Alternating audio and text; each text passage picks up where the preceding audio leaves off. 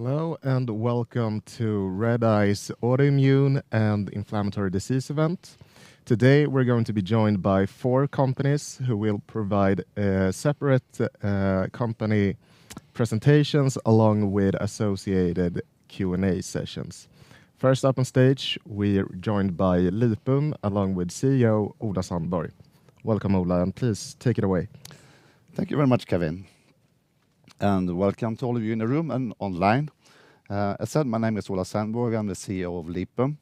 Joined the company about a year ago, and I have to say it's been a really fantastic time with Lipum.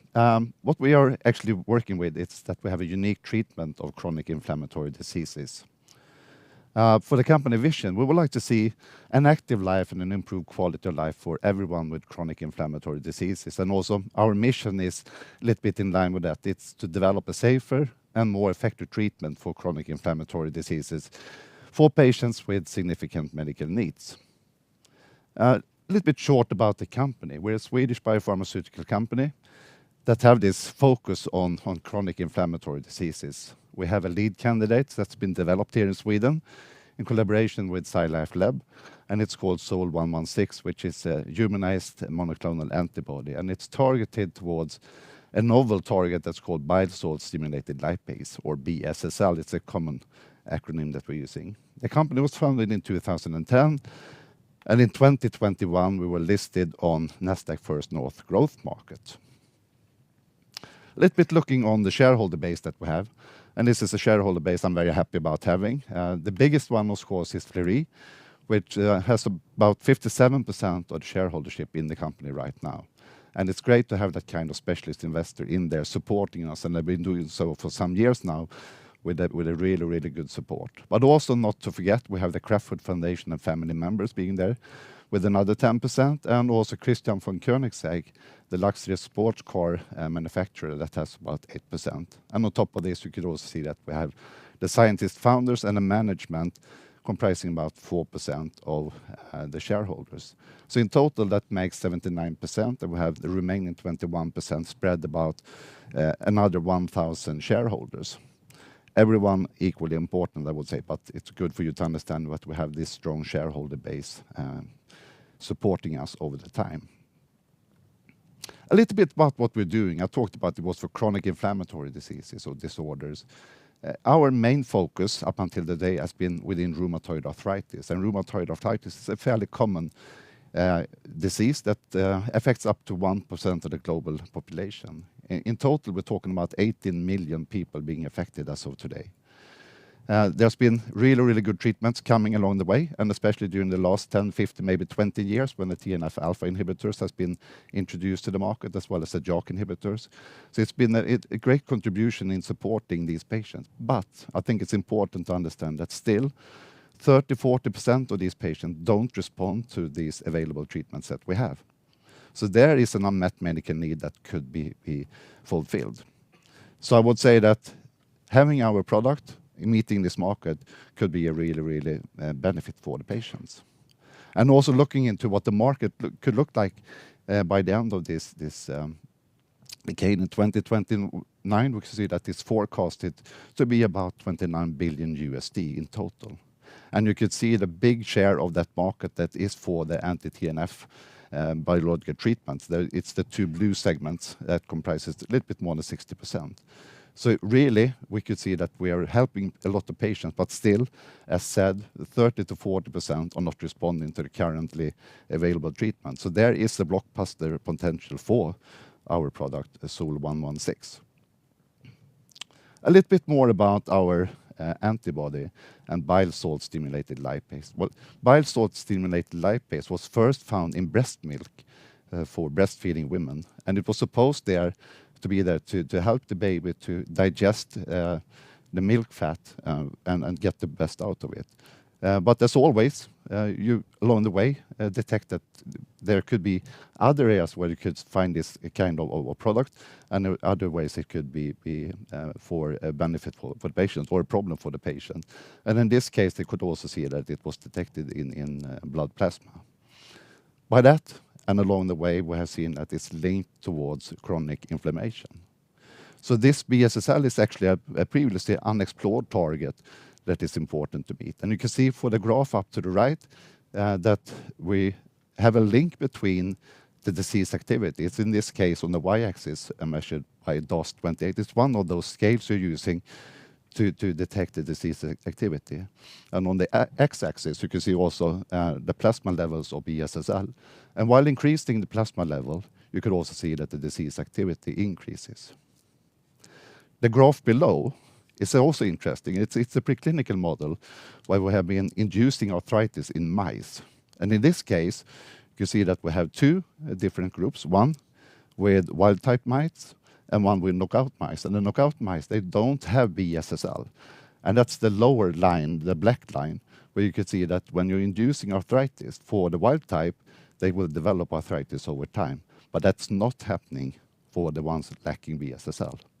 So this is a little bit the background behind why we believe that SOL-116, the antibody, and BSSL could be a really, really interesting innovative therapeutic strategy compared to the available treatments that we have as of today.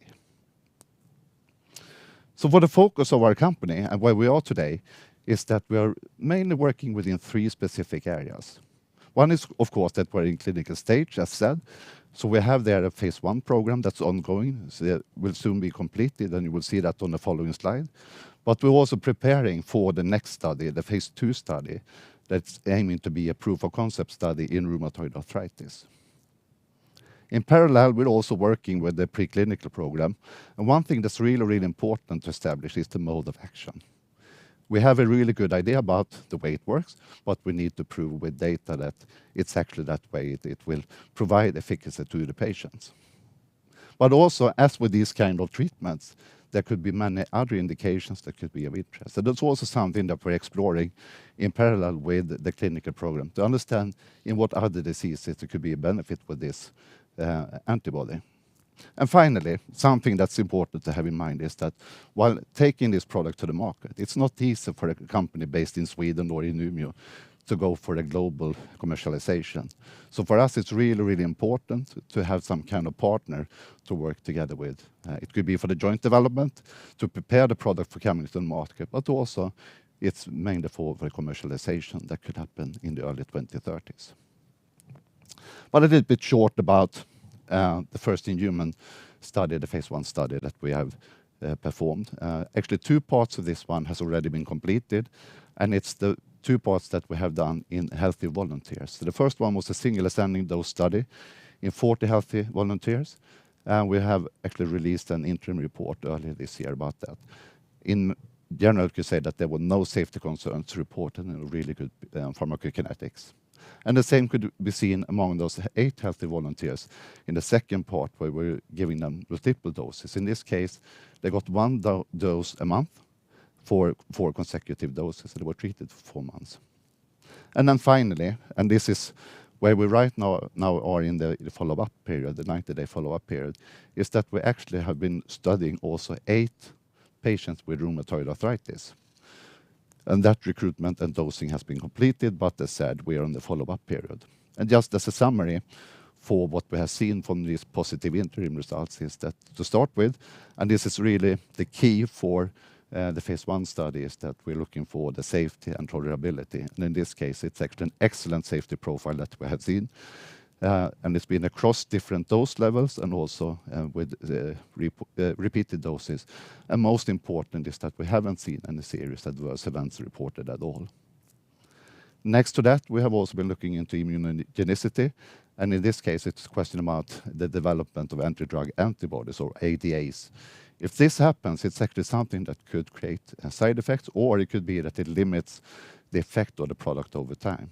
So not having this is also a really positive signal for using this product for a prolonged time. The pharmacokinetics been optimal. What we have seen is it's a rapid uptake, and also that we have a linear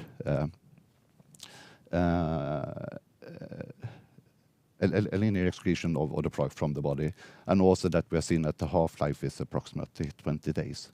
So this really supports that we could have a convenient dosing, most likely once a month, as was also tested in the multiple dose part of the study.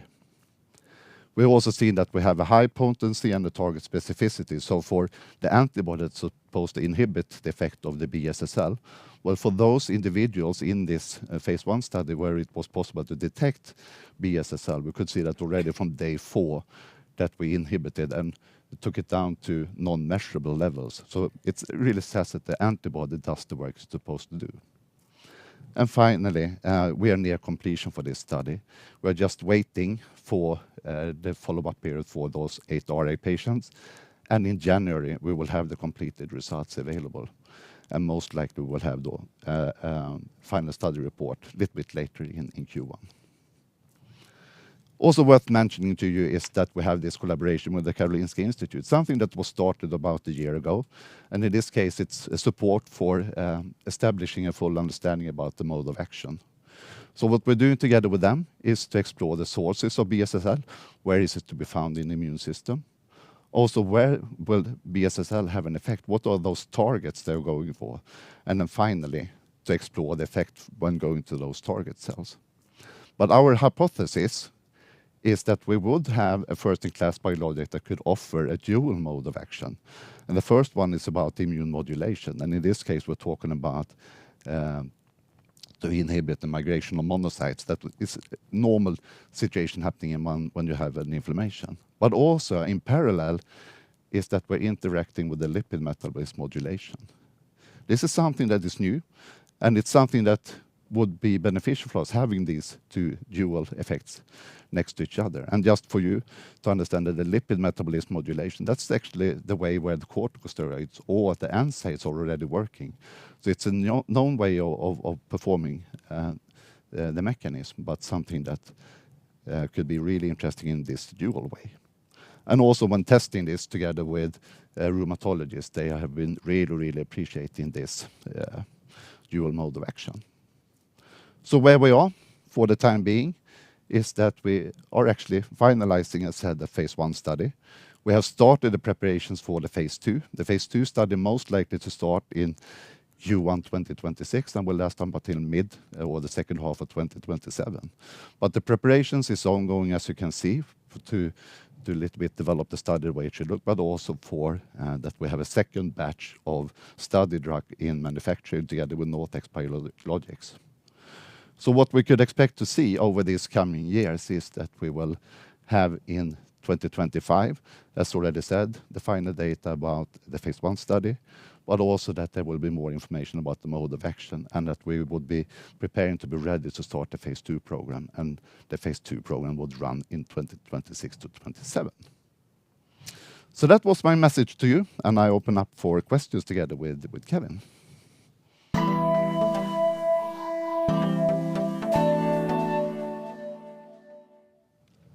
Perfect. Thank you, Ola, for a great presentation.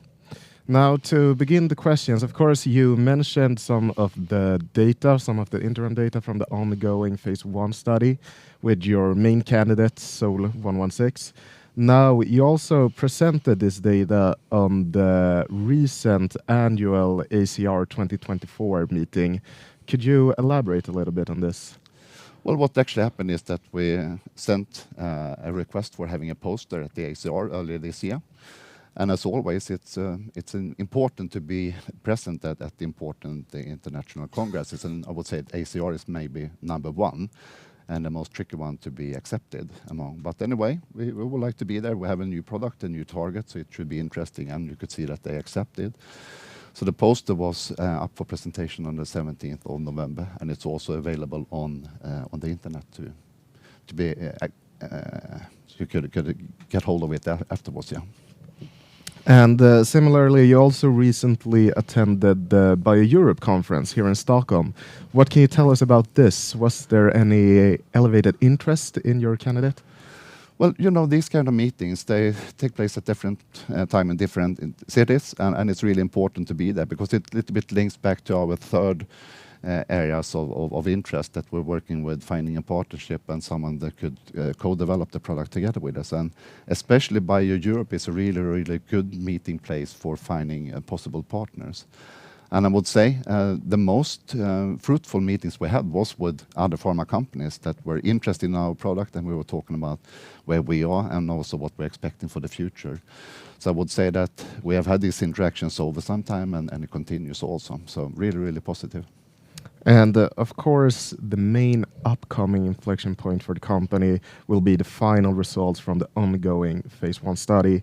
Now, they're expected in Q1 of next year, 2025. What are your sort of expectations and hopes for the results? Well, to start with, the database lock will be just before Christmas. So it means that we'll have really busy times over Christmas, New Year, and in January. But by end January, we should have the completed set of data ready for evaluation. And what we expect to see, well, to start with, it's a question about safety and tolerability, and there I have no real question marks. What we're seeing in the interim reports really supports that we have a good product. That's also the basis why we have started the planning for the phase 2 study. But otherwise, really, really important and interesting to see, especially the data around BSSL as well as of other cytokines. We have a cytokine panel that's been run on all these individuals and patients in the study, and it will be so interesting to see these kind of different signals that could be seen when giving the antibody as well. So more to be seen compared to what we have already presented in the interim results. So it's a delayed Christmas present, I would say. But anyway, we'll have it in January. Yeah. Yeah, and of course, your sort of phase 1 trial is a bit special in the sense that you're actually including some RA patients instead of only healthy volunteers. Now, how would you say that the results from this study will affect the study design of the upcoming phase 2 trial? Well, I would say it's really important to see that what we have seen in healthy volunteers will also be seen among patients. So that's why we have included those 8 patients. But mainly it's a question about what kind of dosing interval that should be used for the phase 2 study. It's really, really important because what we're looking for in phase 2 is mainly to see what kind of effect we bring to these patients with RA on their symptoms. And then we need to have the right dose and the right dosing interval. From safety, well, as I understand it, it looks good, but we'll have the final outcomes in January. So it will be ever so important for the design. Very exciting. And speaking of the upcoming phase 2 trial, how would you say that preparations ahead of this trial is going overall, talking about your collaboration with Norfix Biologics, for example? Well, to start with, something that's really important is to have the study drug available. And when it comes to biological drugs, well, they are not that easy to produce and it takes time. So that's something that was really important for us to be able to start as early as possible. And that happened in April when we signed and initiated the collaboration with Norfix. We are really on track from the timelines, and we expect to have a product available by August, September next year, and then it will go in for stability testing. And also, when we're talking about starting the phase 2 study, we need to have approval from, for example, EMA. But everything is spot on the timeline. It looks really, really good, and the collaboration works as good as it could be. So a really, really good start for this. But we also have to decide about the design for the study, and that work remains. But we have a really good idea what we're looking for. I understand. And the sort of main focus for the clinical development of SOL-116 right now is RA and RA patients. But of course, the potential in the candidate could be beyond RA. How is sort of the discovery and the research process in other indications going right now? Do you have any latest status update? Well, of course, we're working with biobank data, and in that case, we're looking into different indications. 2 more that have been discovered as likely to be beneficial with the treatment of SOL-116 should be psoriatic arthritis as well as juvenile idiopathic arthritis or child rheumatism.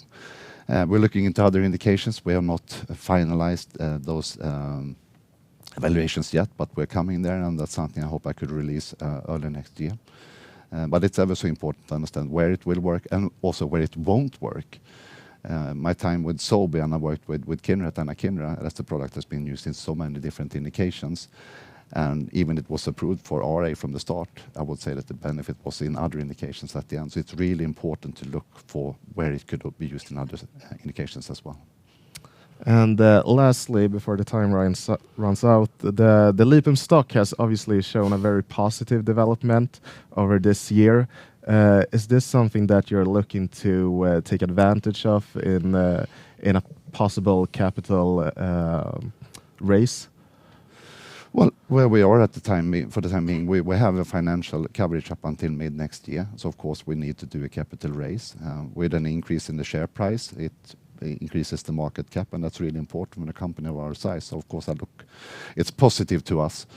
So hopefully it will also support the upcoming capital raise, and that's something that we also mentioned in the Q3 report, that we will have this coming now in the first half of 2025.